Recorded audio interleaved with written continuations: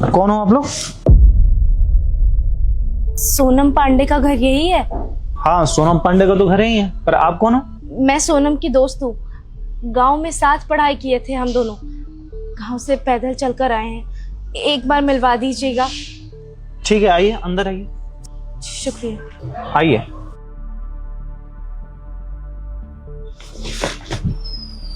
आइए, आ जाइए।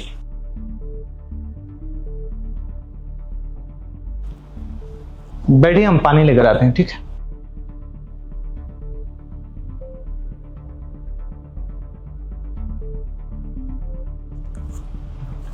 लीजिए, पानी पीजिए।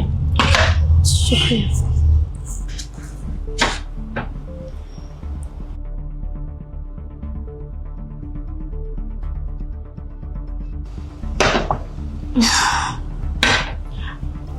सोनम को बुला दीजिए एक बार। बताइए, क्या काम है सोनम से?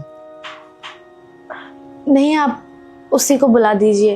वो 1 साल होने को आया है, हम अपने दोस्त से मिले भी नहीं हैं। अब बुला दीजिए, हम उसी से बात कर लेंगे।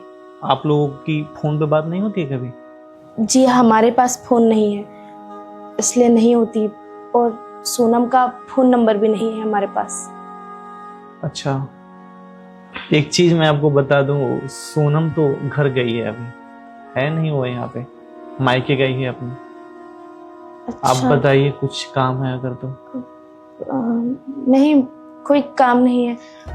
चलो सोनू, फिर चलते हैं। नमस्कार जी। अरे बैठिए, तो क्या हो गया? परेशान लग रहे हैं आप लोग। कौन है आपके? ये हमारे भाई हैं। अच्छा, कोई दिक्कत है? कुछ बातें सोनम से करने आए थे हम। कोई बात नहीं, जब वो गांव से आ जाएगी आप हमें बता दीजिएगा, हम फिर आ जाएंगे। मैं फोन पे बात करा दूं आपका? जी नहीं, ये बातें फोन पर करने वाली नहीं है। कोई बात नहीं, हम दोबारा आ जाएंगे उनसे मिलने। चलो सोनू। अरे सुनिए मेरी बात, आप सोनम के दोस्त हैं, आप हमें पहचानते हो? जी नहीं, बस ये पता था कि सोनम की शादी बहुत अच्छे इंसान से हुई है, और हमें पता था कि इस मोहल्ले में कहीं सोनम का घर है। गांव से पैदल चलकर आए हैं ना, तो बाहर ही थक के बैठ गए। नहीं पता था कि सोनम का घर कौन सा है। सुबह से लोगों से पूछ रहे हैं, अभी थक हार के इसलिए बैठ गए थे। कोई उम्मीद नहीं थी। हम तो वापस गांव लौट जाते, लेकिन खुशकिस्मती से हम सोनम के घर के बाहर ही बैठे थे और आप हमें मिल गए। सोनम हमारी ही वाइफ है, अभी तो है नहीं। हमें कुछ समझ में नहीं आ रहा है, हम कैसे बात करें, आपको कैसे मिलाएं। अभी आ भी नहीं सकती है ना? नमस्ते जी। नमस्ते। दरअसल हमें पता नहीं था आप सोनम के हस्बैंड हैं। देखिए, अगर आप सोनम की दोस्त हैं तो हमारे भी दोस्त हुए। अगर कोई बात है तो आप हमें बता दीजिए। आप उनसे बात करना नहीं चाहते हैं तो हम कॉल करके उनको बता देंगे। अब बताइए। दरअसल सोनम और मैं एक समय पर गांव में साथ एक ही विद्यालय में पढ़ते थे, और जब हमारी 10वीं पास हुई उसके बाद ही घर वालों ने ज़बरदस्ती हमारी शादी करवा दी। हम करना नहीं चाहते थे, लेकिन समाज वालों का, गांव वालों का, सबका एक दबाव होता है लड़की पर। बस उसी के चलते हमने मजबूरन शादी कर ली। और जिस लड़के से हमारी शादी हुई है वो कमाता नहीं है, एक पैर से अपाहिज है।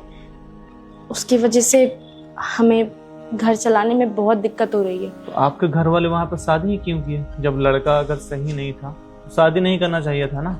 रिश्तेदारों ने कान भरे और घर वालों के ऊपर मैं बोझ सी बनने लगी। घर वालों ने मेरी एक ना सुनी। मैं पढ़ना चाहती थी, अपनी जिंदगी में कुछ बड़ा करना चाहती थी, लेकिन घर वालों को लगा कि यही सही उम्र है, इसकी शादी कर देनी चाहिए। और जब से मेरी शादी हुई है, मानो मेरी जिंदगी ने पूरी तरह से रुख मोड़ लिया हो।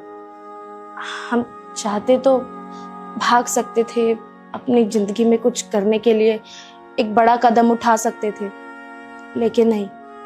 हमारे माँ बाबूजी का चेहरा हमारी आंखों के सामने आ जाता था।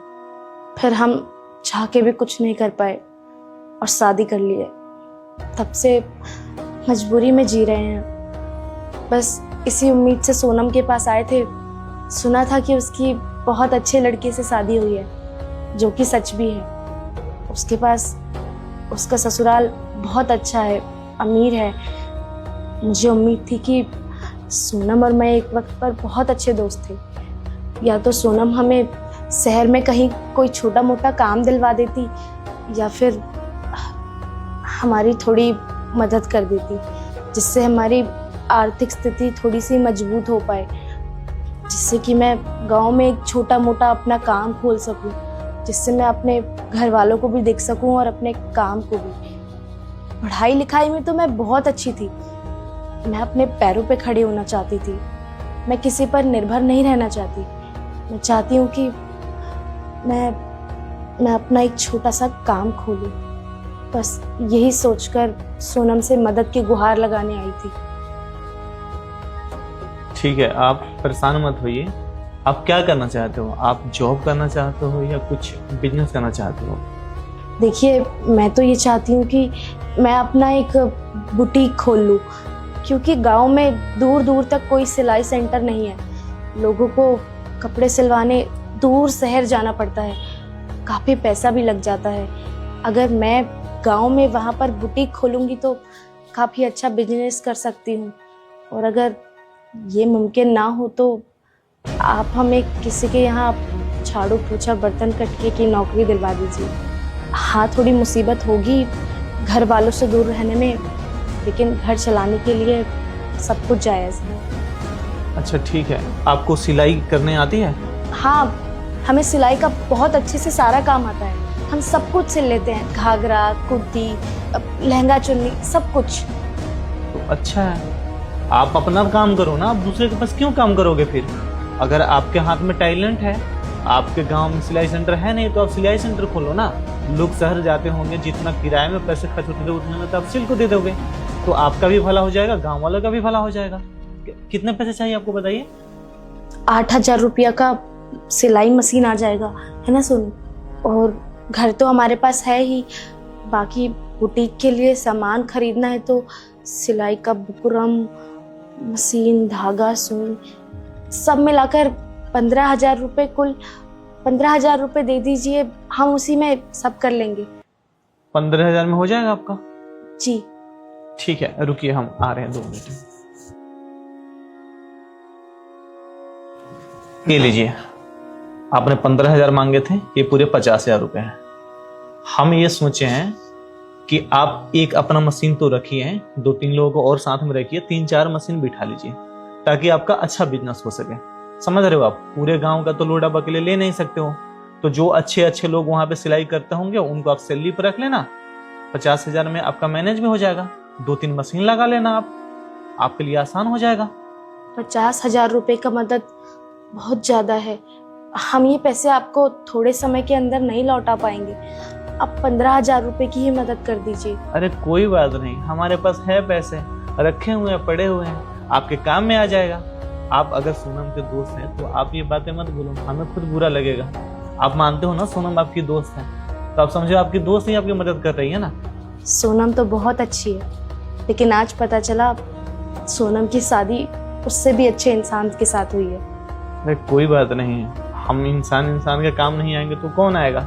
आप कर लो, अगर और कम पड़े तो आप बताओ, मैं और आपको पैसे दे दूंगा। नहीं भाई साहब, आपने हमारी इतनी मदद करी, यही हमारे लिए काफ़ी है। देखिए, मैं आपसे ये 50,000 रुपये सिर्फ एक ही शर्त पर लूँगी। मैं आपको ब्याज सहित आपके 50,000 रुपये लौटाऊंगी। अरे हमसे ये पाप मत कराइए। आप जो पैसे लिए हैं, अगर आप देना चाहते हैं तो यही थोड़ा थोड़ा करके जब आपके पास हो आप हमें वापस कर देना। हमें नहीं, आप अपने फ्रेंड को दे देना, सोनम को। हमें नहीं चाहिए। आप अपना बिजनेस पहले कर लो, हम लोग कभी आएंगे, हम लोग आप कपड़े सिल देना ना। आप समझे, हम समझेंगे कि हमारा पैसा आप वापस कर दियो। गांव में तो हम लोग भी आएंगे ना, तो सोनम भी आके आपके पास कपड़े सिला लेगी। अपना पैसे देने की क्या जरूरत है? हमें बहुत खुशी होगी अगर आप और सोनम हमारे बुटीक पर आएंगे।